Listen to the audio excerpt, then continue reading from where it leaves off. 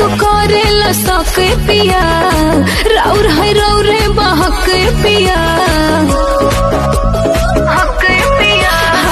काहे तू करेला सके पिया, राउर है रौरे बहक पिया।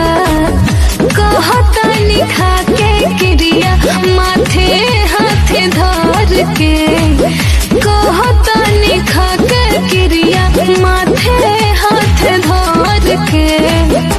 पेटवा में चला कहलाई काबा, ससुरा के हकी नारी के। पेटवा में चला कहलाई काबा, ससुरा के हकी नारी के।